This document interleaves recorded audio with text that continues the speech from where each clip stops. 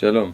הפעם נדבר על הבחינה, המידה הנגדית ההופכית של צרות עין, שהיא עין טובה.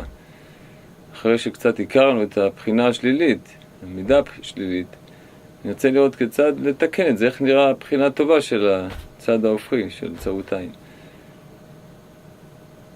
כדי קצת לגעת, להבין את העניין של עין טובה, אני רוצה להראות איזה רש"י שתפס את עיני, אחרי שהסתכלתי בו כמה פעמים, ראיתי משהו מוזר. רש"י בפרשת מקץ, בראשית, פרשת מקץ, פרק מ"א, פסוק ב', חלומו של פרעה. והנה מן היאור עולות 7 פרות יפות מראה ובריאות בשר. כמובן קצת מוזר להגיד על פרה תואר של יפת מראה. בריאות בשר אני שומע, אבל יפות מראה זה בדיוק הפוך, כשרוצים למישהו לא נראה טוב, אז פרה אומרים או משהו כזה. זה יפת מראה, זה לא תואר של פרה. אז רש"י מתעורר לזה. אז הוא אומר יפות מראה, רש"י בפסוק ב', כך אומר, סימנו לימי סובה שהבריות כן, נראות יפות זו לזו, שאין אין בריאה צרה בחברתה. הבריות נראות יפות זו לזו, שאין אין בריאה צרה בחברתה. נשמע יפה. באמת הפירוש הפשוט של הרש"י הזה זה שיש עושר, לא חסר כלום, ואין צרות עין. אבל זה הכי הפריע לי, ההבנה הפשוטה הזאת. יצא לי עוד מקומות של השירים, גם יצא לשמוע על השירים. בדרך כלל הם גרים במקומות מסוימים של השירים. אבל מפה ולהגיד שבמקום שיש השירים שיש להם הרבה עושר, שאין צרות עין אחד עם השני, שההוא מסתכל כמה הוא קנה ואיזה רכב יש לו, והשני לא מיד פתאום, או הוא קנה מרצדס או הוא קונה, מה הוא קנה? הרכב הכי נגיד מפורט זה מרצדס, אז הוא מיד תוקע איזה מאחורה יחטה, למרות שהוא בכלל לא משתמש בה, אבל כדי להוציא לשני את העיניים, והשני בנה עוד קומה, הוא כבר עם מעלית בונה כמה קומות. זה לא נראה שהערבות לאי צרות עין, לעין טובה, זה עושר. זה מאוד מוזר מה שרש"י כותב פה. פלא. העושר זה ערבות לזה שעין טובה. אז אחרי כמה פעמים שקראתי את הרש"י הזה, נראה לי יש פה עומק ברש"י הזה. הוא אומר ככה, הוא לא אומר סימנו לימי עושר. זה לא מה שהוא אומר. הוא אומר סימנו לימי סובה. ימי סובה זאת אומרת שאדם, כמו שאדם אחרי ארוחה דשנה טובה, עכשיו החבר שלו לידו אוכל סטייק עין. הוא מסתכל עליו. הוא אכפת לו מה הוא אוכל. הוא שבע, מלא, הוא לא יכול להריח אוכל, לא יכול להסתכל על אוכל. זה לא מעניין אותו. זה מה שרש"י אומר פה, שהם זכו שם בזכות יוסף לימי סובה, ימי מלאות. אין לי רצון לעוד, אני מרגיש רווי. טוב לי כמו שאני. אני בכלל לא מסתכל על השני. הפוך, אני רוצה לתת מעצמי. עכשיו, גמרתי לאכול, נשאר לי אוכל, אני שבע.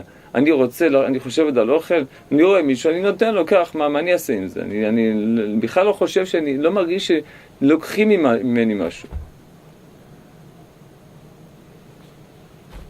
אומר דוד המלך בתהילים, תהילים פרק א', כתוב, אשר האיש ששולח בהצעת השם יותר חטאים לא עמד, ומושב לצים להשב, כי אם בתורת השם חפצו, ובתורתו יגיע יומם ולילה. זה העניין של סור מרע, שלא ילך עם אנשים רעים, ואחרי זה יעסוק בתורה. אבל הפסוק ג' אומר, והיה כעת שתול על פלגי מים, אשר פריו ייתן בעיתו.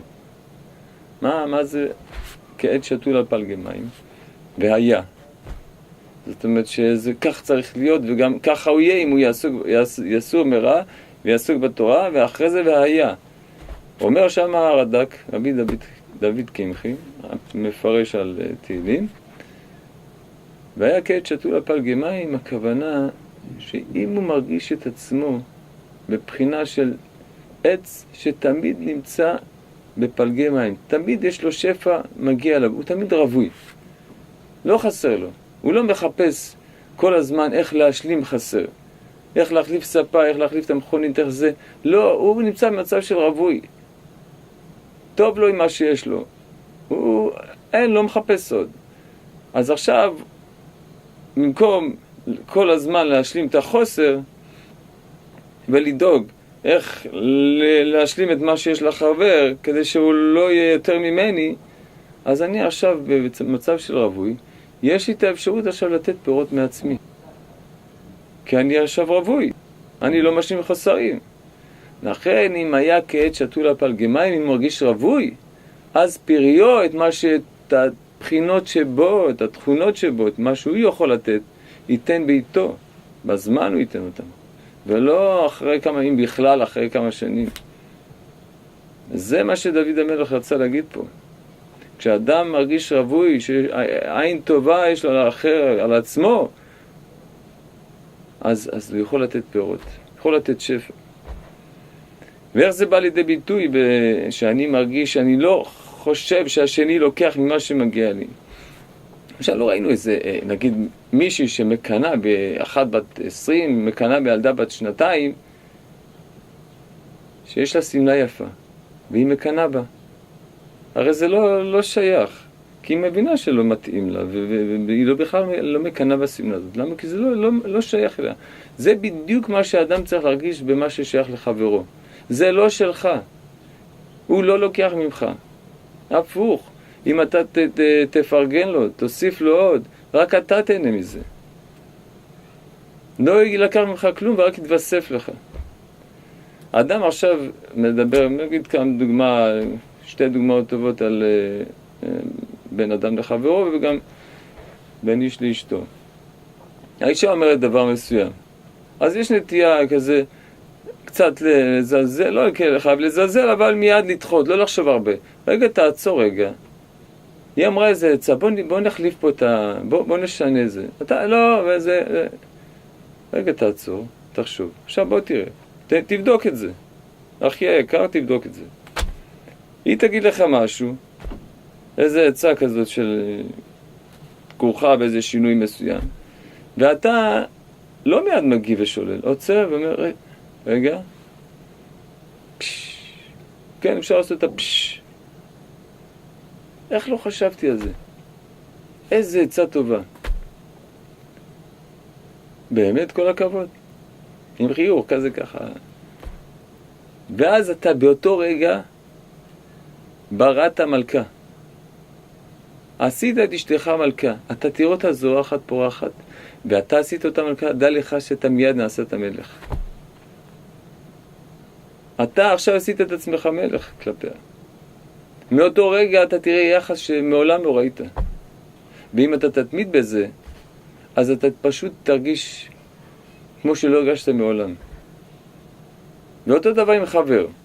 אתה עכשיו מדבר עם חבר על כל דבר שהוא, באוניברסיטה, מתווכח איתו על איזה דבר. או סתם כזה בוויכוח, יושבים באיזה מקום ומדברים על איזה נקודה מסוימת. וכמובן שהרבה פעמים אתה לא שומע מה שהחבר אומר. בואו נגיד שמתווכחים על נקודה מסוימת. ואז הוא אומר ככה, לא, אתה אומר לא. הוא אומר ככה, בוא תעצור רגע אחד. אחרי שאתם מתווכחים וכבר בשביל שלב אף אחד לא שומע את השני. תגיד לו, רגע, מה אמרת? אתה צודק. איך לא חשבתי על זה? ואז, כמו באה איזה פייה קטנה, נתנה לו על האור של החבר. לא, גם אתה צודק מה שאמרת. זה לא שאני אומר שאתה לא צודק.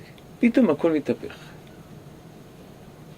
רק עם איזה פרגון קטן, שהשני ירגיש שאתה מתייחס אליו, שיש לו מקום, שהוא ישנו, ולא אתה מעלים אותו טוב שהוא לא היה פה.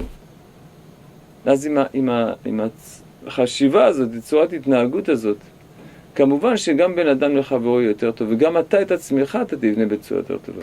אתה תרגיש הרבה יותר טוב עם עצמך. וכמובן שבבית, שזה הערבות לכל העניין של משפחה, וגם איך תיראה כשאתה יוצא מהבית, ואיך תקבל את פני אשתך, ואיך היא תקבל את פניה. זה הכל תלוי בכמה שאני נותן מקום לשני.